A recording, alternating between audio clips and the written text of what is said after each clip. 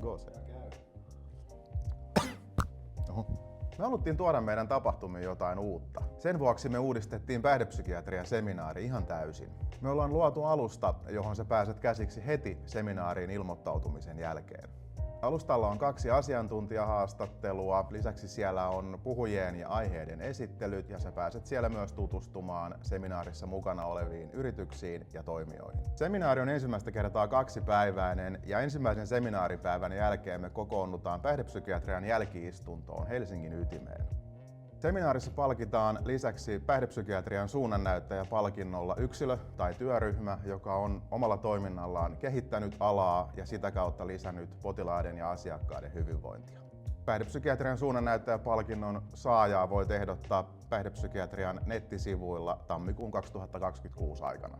Seminaarin ilmoittautuminen on nyt avattu. Lisää tietoa löytyy osoitteesta päihdepsykiatria.fi. Se on siinä. Se on siinä. Se on siinä. Emme.